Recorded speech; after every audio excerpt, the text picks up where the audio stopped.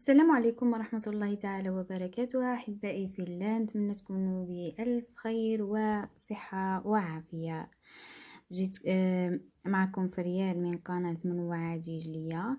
جيتكم اليوم في فيديو جديد، تكملة البلوزة اللي رانا خدمو فيها.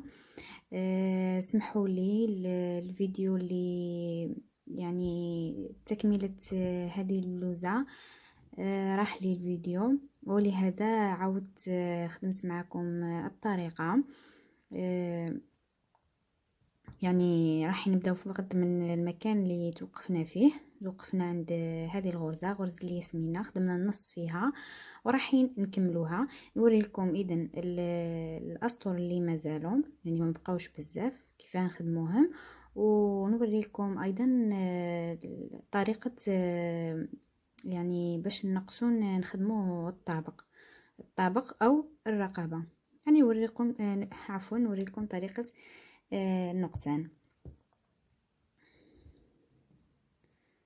اذن هاودكم جبت انا خيط، يعني خيط اخر، وهو نفس الخيط ولكن يختلف في اللون، وعملت هذو الاسطور باش نبدا من المكان اللي توقفنا فيه. يعني نفس الخطوات راح نخدموها، فقط انا فقط بدلت.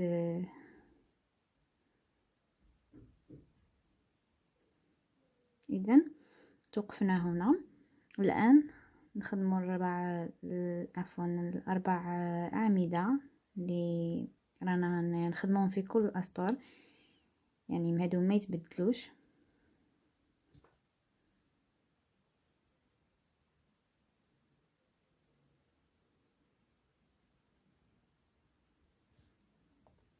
اذا كنا توقفنا هنايا في غرزة الياسمينة. السطر الثاني ديالهم اذا عملنا 4 اعمدة. الان نعملو سلسلتين،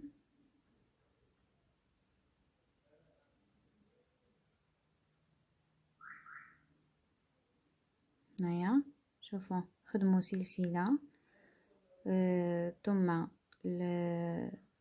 3 أعمدة، ثم سلسلة، ثم 3 أعمدة، وهكذا. هنايا البداية راح تكون بسلسلتين بهذه الطريقة. الآن نلفو الخيط ديالنا، نروحو لمنتصف هذه الغرزة. هنايا نخدمو عمود بلفة واحدة أول، نزيدو عمود بلفة واحدة تاني، نزيدو عمود بلفة واحدة ثالث. الآن نخدمو سلسلتين، ثم نزيدو بعد في نفس الغرزة هنايا في المنتصف نزيدو نخدمو 3 أعمدة بلفة واحدة. وعيد هنايا مجاش المنتصف. اذا هذا هو المنتصف. اذا العمود الاول، العمود الثاني، العمود الثالث، ثم سلسلتين، ثم 3 أعمدة، 1 2، ثم في نفس الغرزة 3 أعمدة أخرى.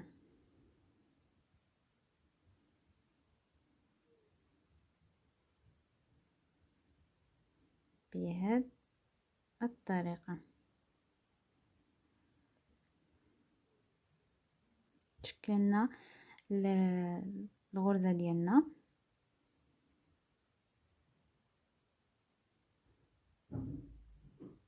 الآن نخدمو سلسلتين، ثم نجيو العمود هذا نديرو عمود فوقه، ثم سلسلتين، ثم نروحو للمنتصف هنايا،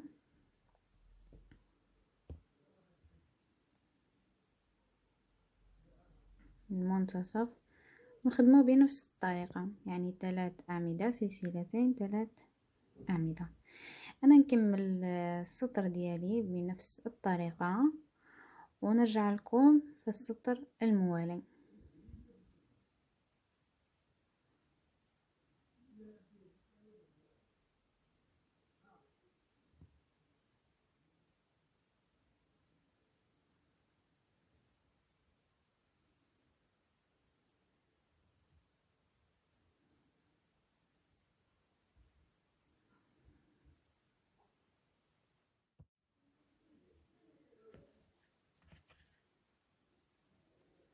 الآن أنا هنايا راح نبدا نتناقص باش يتشكل معانا الطابق.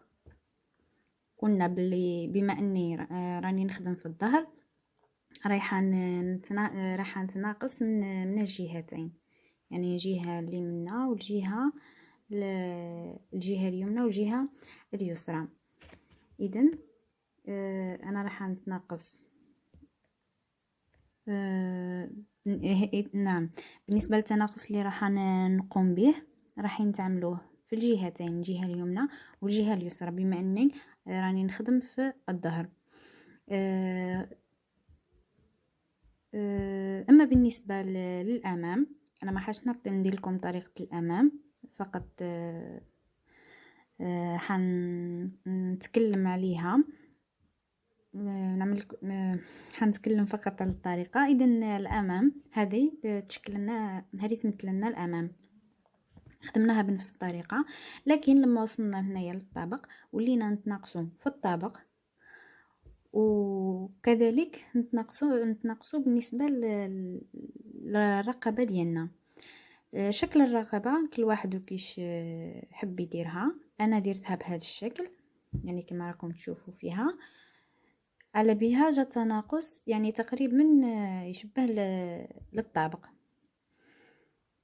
اذا حنوري لكم انا فقط تناقص تاع الطابق، وانتم بنفس الطريقه تعملوا تناقص الرقبه بالنسبه للامام.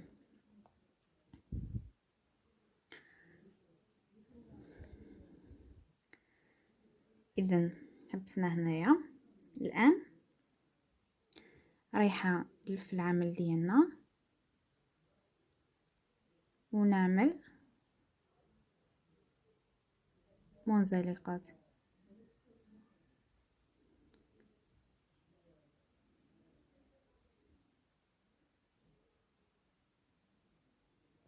بهذه الطريقه هاني خدمت منزلقات.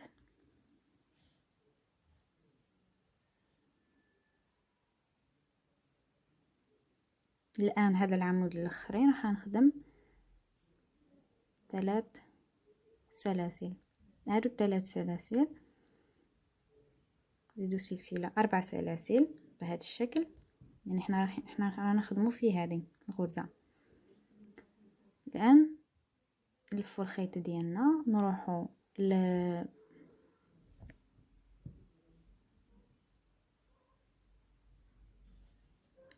عفوا اعيد. اذا عملنا منزلقه، نزيدو نخدمو هنايا منزلقه، نتوقفو في هذه الغرزه هنايا في المنتصف. الان نخدمو 4 سلاسل،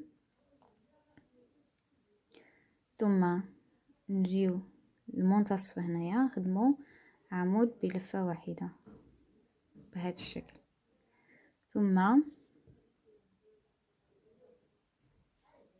سلسله،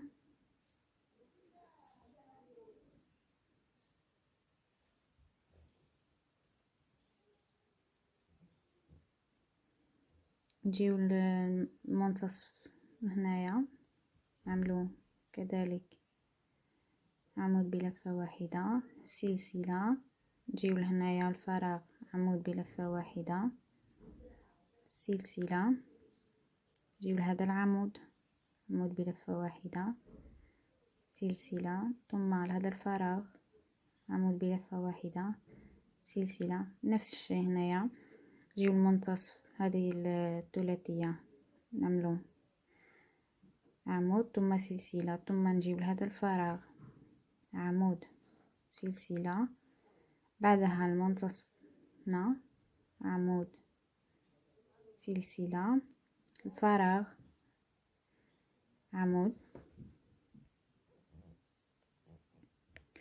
نكملو بهذه الطريقة. انا نكمل كي نوصل لهنايا نرجع لكم.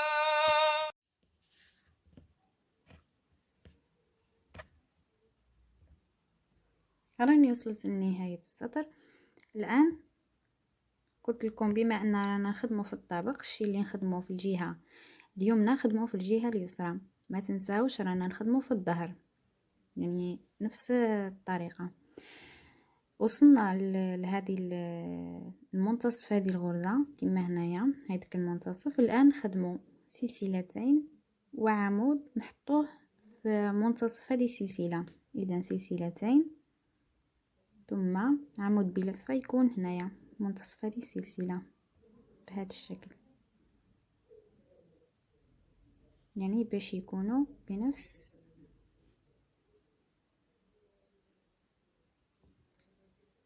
الشيء.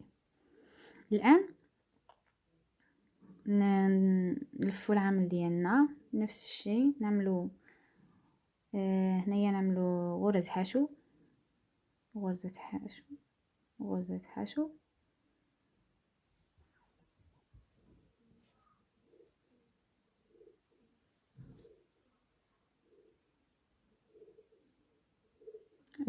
نتوقفوا هنايا عند العمود الاول، نخدموا سلسلتين ثم اذا سلسلتين يشكلوا لنا عمود فوق العمود الاول.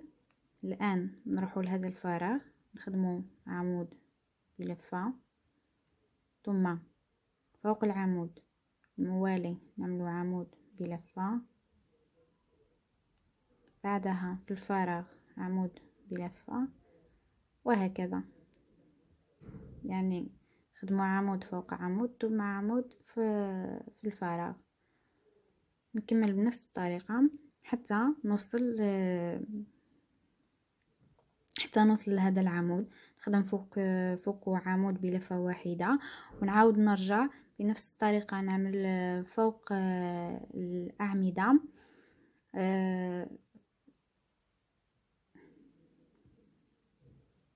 عفوا راح يكون تناقص. اذا نوصل لهذا العمود ونرجع لكم.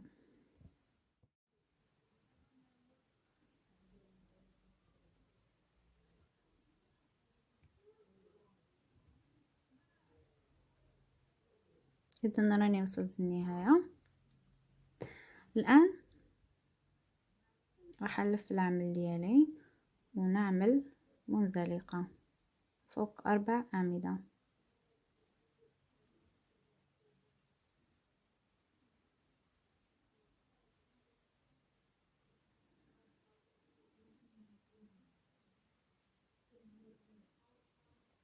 عفوا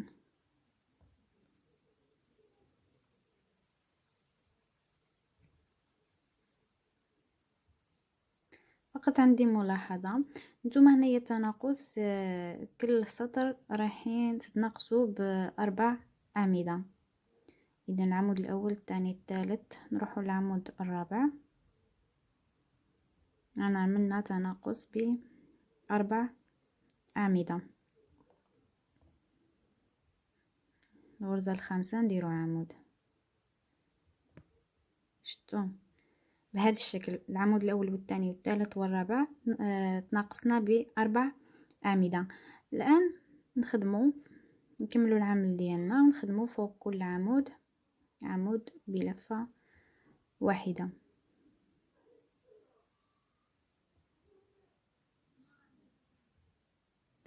نتوما راكم تعملوا التناقص، يعني في كل سطر رايحين تعملوا تناقص ب4 أعمدة، ولكن يعني خدموا وقيسوا.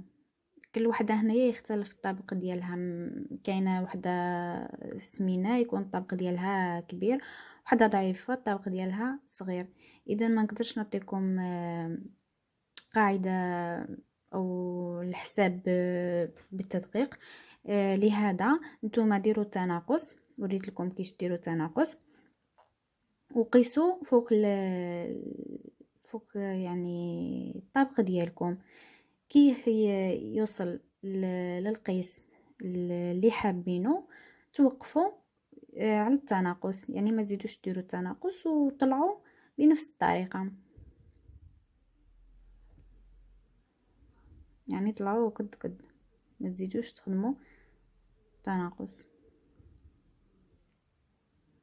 نكمل السطر وارجع لكم. الان هذه راح نخدموا هذه الغرزه مع بعض كما راكم تشوفوا. رانا وصلنا لهذه الغرزه، يعني كي نخلصوا هذه الغرزه ما يبقاش غرز، يبقى فقط عباره عن اعمده وفراغات او سلاسل. هذه الغرزه كيفاش تكون؟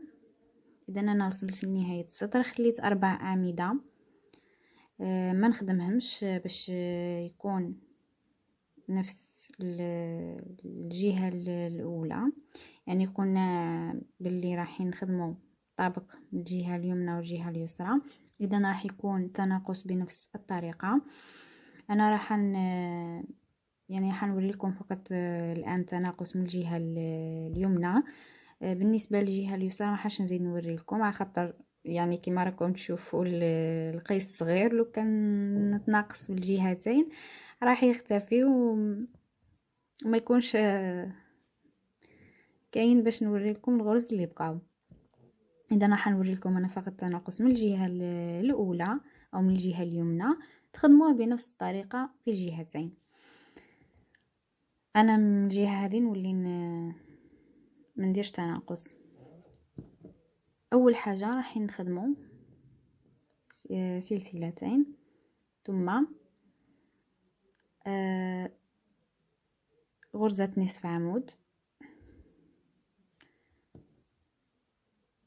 غرزة نصف عمود أولى وغرزة نصف عمود الثانية، يعني يوليو عندنا ثلاث غرز نصف عمود.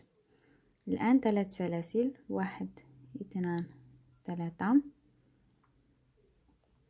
نجيو لهادو الغرز نحسبو 1 2 3 ونحط أو نعمل غرزة حشو بهذا الشكل كما هنايا راكم تشوفوا. درنا غرزة حشو. الآن 3 سلاسل أخرى، 1 2 3، ونحسب بنفس الطريقة 1 2 3 ونعمل غرزة حشو، ثم 1 2 3، يعني هذه المرة الثالثة الغرزة الموالية نعملو غرزة حشو بهذا الشكل. ثم 1 2 3 نحسبو 1 2 3، في الرابعة نديرو غرزة حشو، ثم 1 2 3 1 2 3 هنا غرزة حشو، ثم 1 2 3 والغرزة الموالية نعملو غرزة حشو. يعني راكم تشوفوا كيفاش الترتيب. خدمنا 3 سلاسل، 3 سلاسل درنا الفراغات 3 ثم عملنا غرزة حشو، ثم 3 سلاسل وخلينا 3 او فراغين وعملنا غرزة حشو، ثم 3 سلاسل وما خليناش ما كانش فراغ.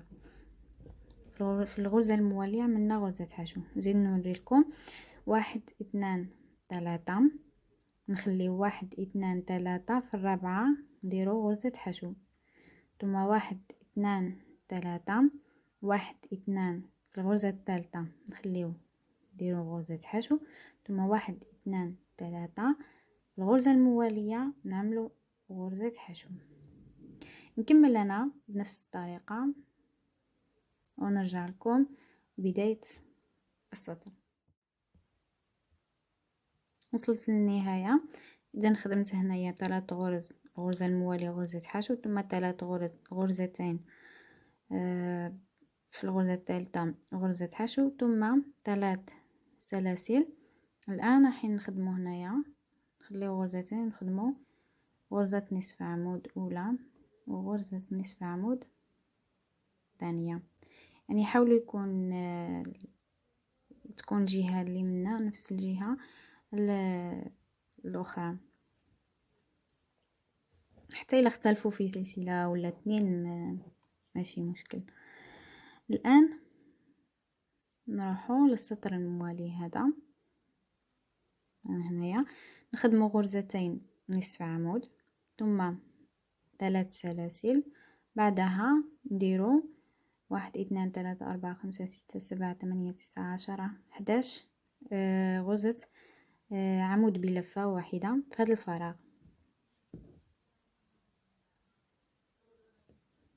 نوري لكم، نخدموا سلسلتين 1 2 ثم غرزة نصف عمود.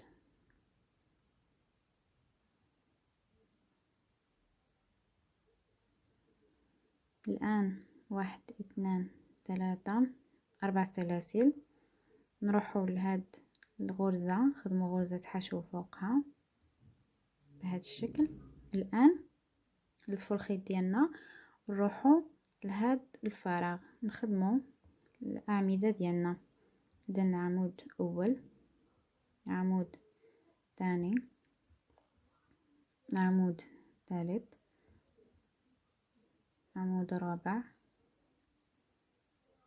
عمود خامس، عمود سادس، سابع،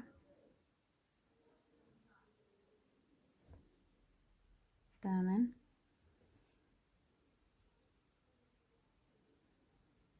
تاسع، 10 والعمود الأخير. إذا 11 عمود. نجيو للغرزة هادي نعملو غرزة حشو فوقها بهذا الشكل، ثم نلفو الخيط ديالنا ونروحو لهادي نزيدو نخدمو فيها 11 عمود بنفس الطريقة. إذا أنا نكمل حتى نوصل للنهاية هنايا ونرجع لكم.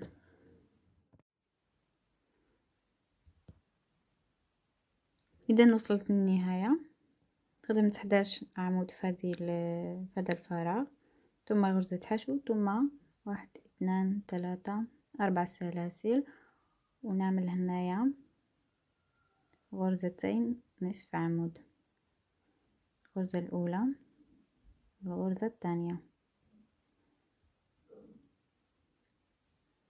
بهذه الطريقة. الآن نروح للسطر الموالي. هذا هو السطر الموالي. هنايا العمود بلفتين، بالنسبة لهنا يكون عمود بلفتين، وهنايا عمود بلفة واحدة.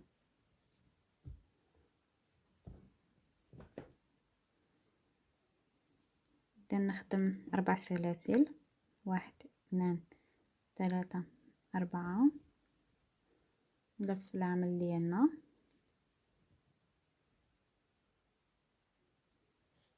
ثم نلف الخيط مرتين بهذا الشكل، ونروحوا لهذه الغرزة اللي عملنا فوقها غرزة حشو. هنايا نخدموا العمود الأول، ثم 1 2 3 سلاسل، أو عفوا سلسلتين، ثم نلف الخيط مرتين، نزيدو في نفس الغرزة نزيدو نعملو عمود بلفتين بهذا الشكل، ثم سلسلتين،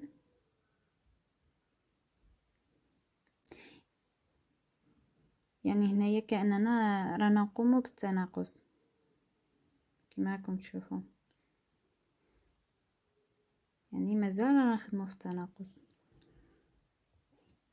الآن إذا عملنا سلسلتين نروحو العمود 1 2 3 العمود الرابع نعملو عمود بلفة واحدة. إذا نخرجو مرة واحدة فقط، ثم نلف الخيط نزيدو العمود الموالي نخرجو مرة واحدة، ثم العمود الموالي نخرج مرة واحدة، ثم نلف الخيط نروح للعمود الموالي ونخرج مرة واحدة. خرجنا 5 يعني 5 سلاسل. الآن نخرجهم مع بعض ونعملو سلسلة تشكل لنا عقدة، ثم نخدمو سلسلتين بنفس الطريقة. نلفو الخيط مرتين، نجيو لهذه لغرزة الحشو نعملو عمود بلفتين،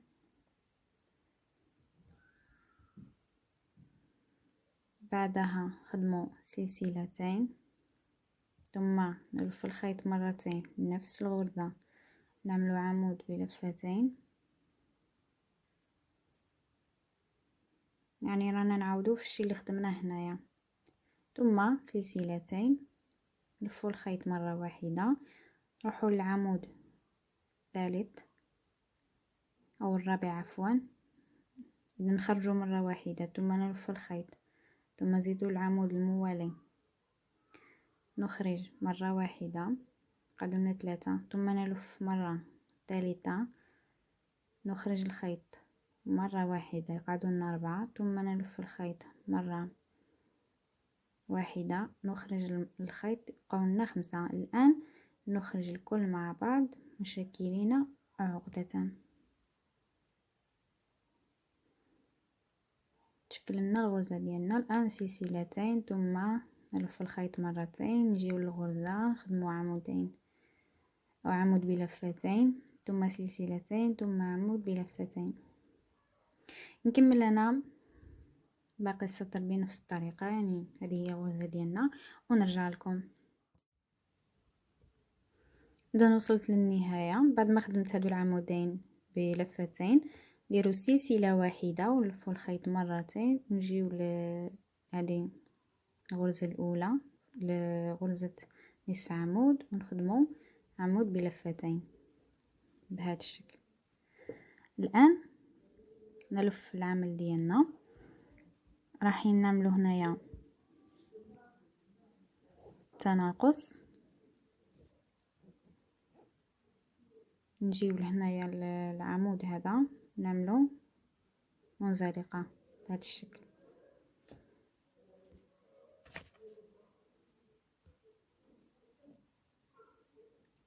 ما واضحاش مليح اذا هكذا خدمنا منزلقة، جينا لهنايا لهذا العمود بلفتين نخدمو 1 2 3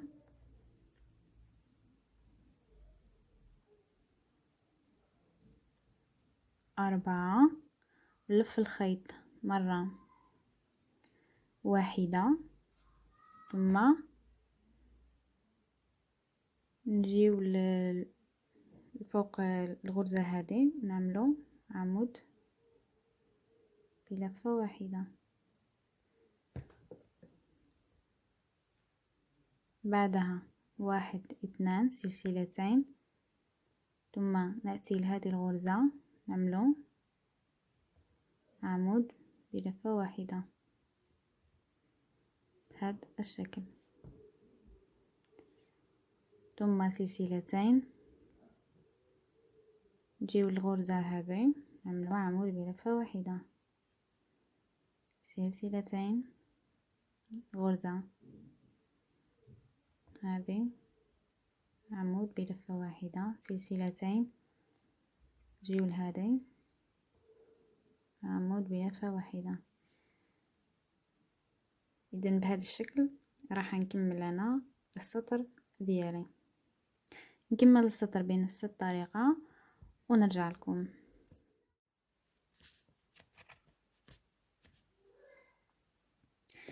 اذا رجعت لكم حبيباتي بعد ما كملت، انا خدمت هادو السطرين يعني هما سهلين ما فيهم والو.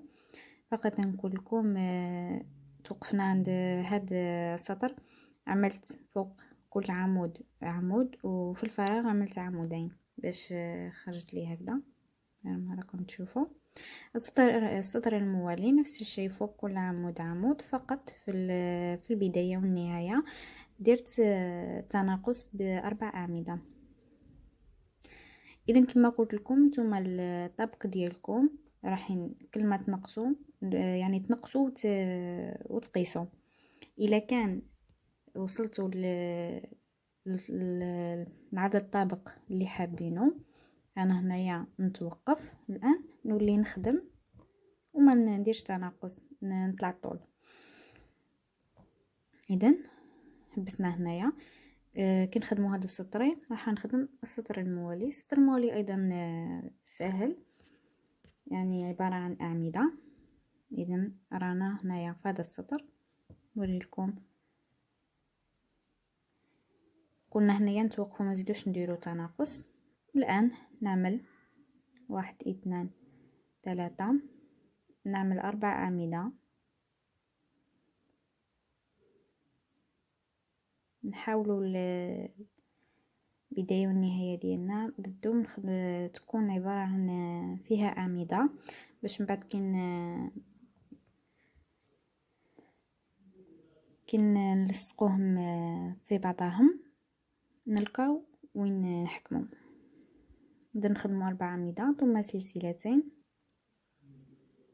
نحسبو اذا درنا سلسلتين. الان نحسبو 1 2 في الغرزة الثالثة نديرو عمود بلفة واحدة ثم سلسلتين، 1 2 الغرزة الثالثة نديرو عمود بلفة واحدة، سلسلتان، 1 2 3 غرزة عمود. نكملو بنفس الطريقة باش تشكل لنا هاد الغرزة. اذا انا كملت السطر، الان ننتقلوا للسطر الموالي اللي هو هذا. نعملو عمودين ثم في كل فراغ راح نخدمو 3 اعمدة شغل بالعقدة هذيك، ثم سلسلتين ثم 3 اعمدة ثم سلسلتين.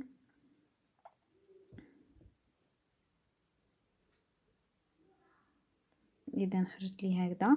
كنا في النهاية كملنا ب4 اعمدة. الان 1 2 3 نخدموا اول حاجة عمودين. اذا هكذا تشكلوا لنا عمودين. الان نروحوا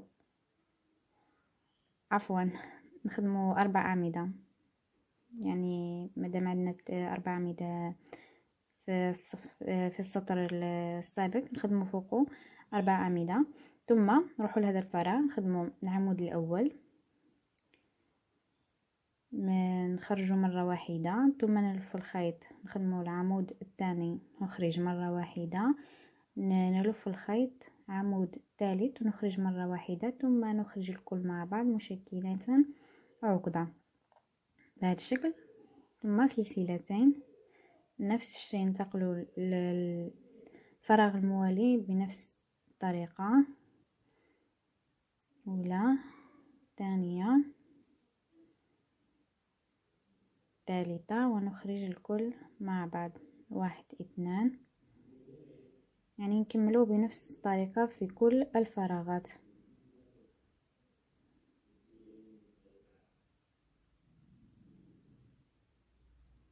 انا نكمل هذا السطر ونرجع لكم. اذا ننتقلوا للسطر الموالي، انا كملت السطر، نزيدو نخدموا 4 اعمدة ثم بنفس الطريقة، يعني نجيو الفراغ هذا نخدموا 3 اعمدة بنفس طريقة السطر السابق.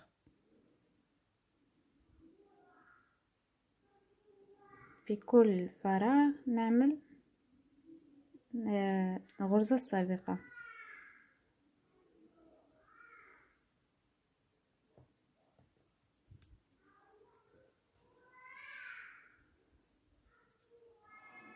نتخرج بهذا الشكل. انا نكمل على كامل السطر، يعني على كامل هادو الفراغات نعمل بنفس الطريقة. ثم نخدم الأربع أعمدة هادو ونرجع لكم.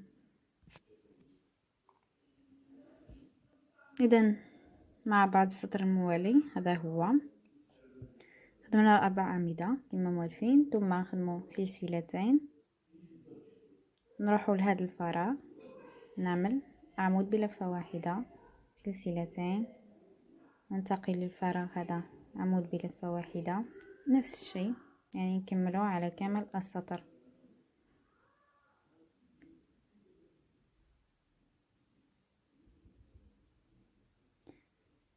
إذن بهذه الطريقة كي نكملوا هذا السطر راح نخدموا السطرين المواليين هادو. نخدموا فوق كل عمود عمود وفي الفراغ عمودين. السطر الموالي فوق كل عمود عمود. اذا نخدم انا هادو الزوج ونرجع لكم في هذا السطر. انا راني كملت السطر كما قلت لكم ورجعت لكم هنايا بنفس الطريقه، هي بنفس الطريقه يعني كما خدمنا هنايا. نخليو اذا اول حاجه خدمنا اربع اعمده هذوك، ثم نعملو سلسلتين، نجيو لهنايا نحسبو غرز واحد اثنين، الغرزه الثالثه نخدمو عمود ثم سلسلتين، واحد اثنان، غرزه الثالثه نخدمو عمود، وهكذا الى ان ننتهي من السطر.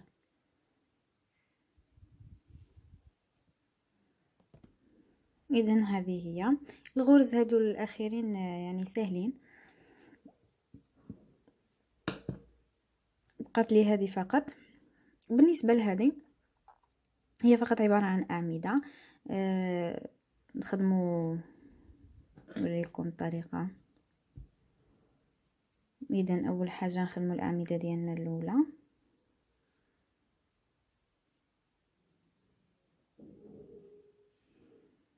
اربع اعمده الاولى. انا هنايا فقط جاتني 3. الان نخدمو في الفراغ الاول عمودين، عمود الاول عمود ثاني، ثم فوق هذا العمود عمود اخر. في الفراغ الثاني ايضا بنفس الطريقه. اذا عمود اول عمود ثاني، وفوق هذا العمود عمود اخر. الان هذا الفراغ راح نخدمو فيه سلسلتين، يعني راح يبقى لنا فراغ. اذا سلسلتين ونجيو لهذا العمود نخدمو عمود بهذا الشكل، ثم نرجعو للفراغ الموالي نخدمو اعمده.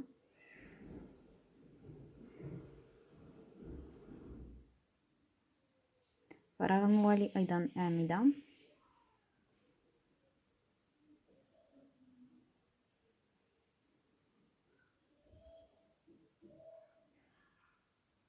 بهذا الشكل.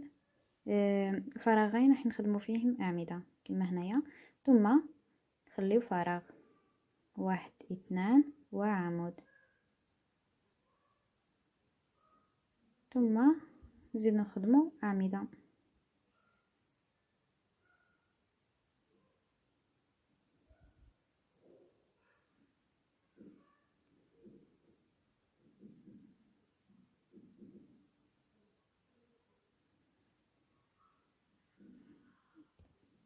اذا هذا هو الشكل.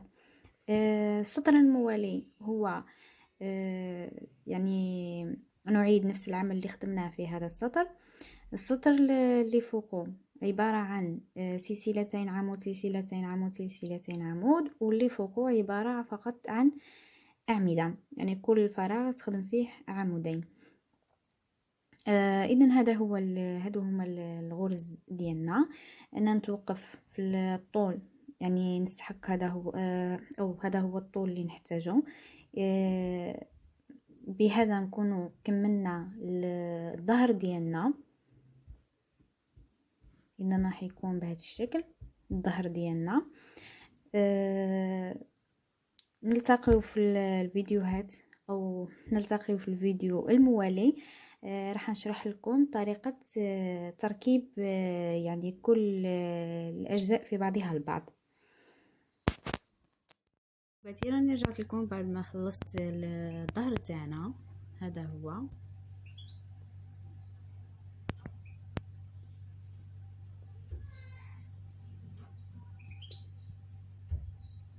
كما شفتوا معايا. بديت منا وبديت وطلعت حتى نوصل هنايا للطابق. هنايا في الطابق نبدا ندير نقص، يعني من الجهتين هادو الاثنين نقص حتى يخرج لنا الطابق اللي حابينه، ونكملوا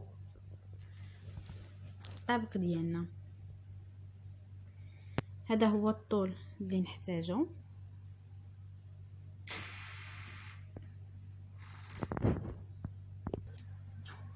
بالنسبه للجهه الاماميه انا خدمتها، يعني ما درت لكمش فيديو عليها. الاخر الرشمه ديالنا او الغرزه ديالنا هي نفسها، يعني بنفس الطريقه نبداو منها، ولكن نقسموا الخدمه ديالنا على اثنان. من الجهه دي منا، في هذه الجهه منا نخدموا الطابق، ومنا نديروا العنق تاعنا ونديروها مفتوحه. يعني نتوما والاختيار ديالكم كما تحبوا الموديل. بالنسبه للموديل اللي راني نخدم فيه هذا هو. هنايا بالنسبه للنقصان نقصوا شويه، ماشي كما في الطابق، فقط باش نديروا لا فورم ديالنا من القدام. وبالنسبه للغرزه يعني كلش الحساب بنفس الطريقه. انا ما درت لكمش الفيديو، نشرح لكم فقط هكذا بالهضره، نتمنى تفهموا. إذن عفوا، اذا نزيدو نروحو للذراع. كما نشوفوا او كما راكم تشوفوا الذراعين هما تاني راني خدمتهم، يكونوا مفتوحين من هذه الجهه. نبداو الجهه السفلى هذه، يعني كما متعودين. الغرزه نفسها فقط هنايا انا درت النقصان على حساب الطول تاع اليد، يعني ما بديتش بهذه الغرزه. شوفوا ما بديتش منها حتى بديت بهذه الغرزه هذه، نحيتها وبديت منها وطلع بنفس الطريقه.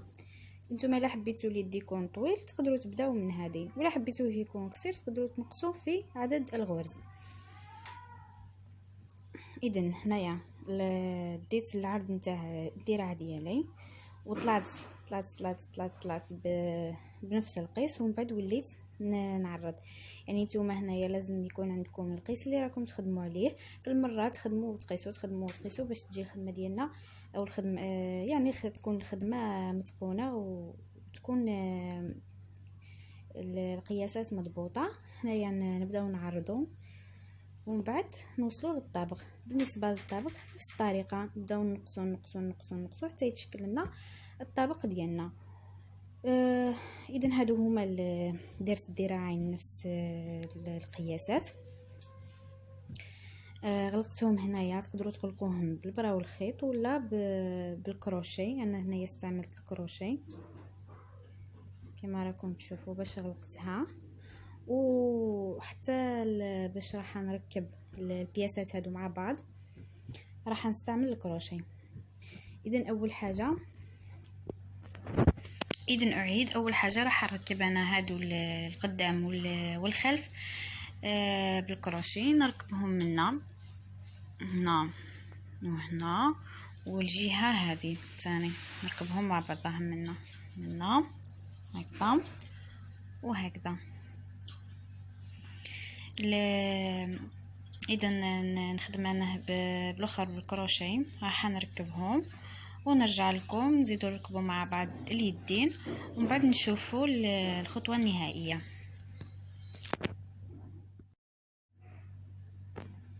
اذا نشوفوا البنات انا راني ركبتهم.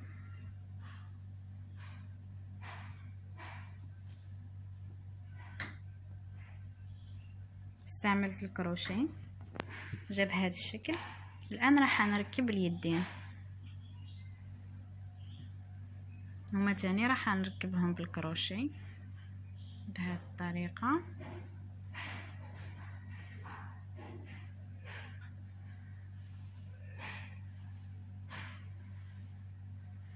بدنا نركب انا اليدين وزيد نرجع لكم.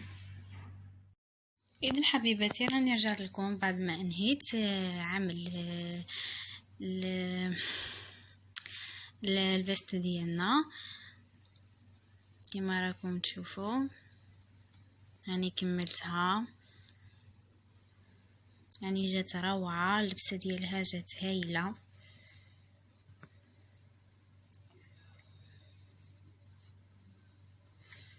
زيد خدمت لها هذا الشط هذا،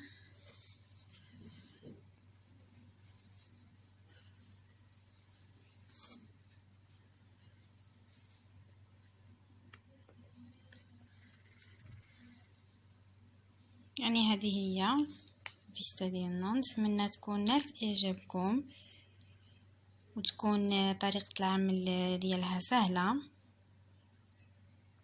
اذا اترككم في رعاية الله وحفظه في فيديوهات اخرى باذن الله. سلام.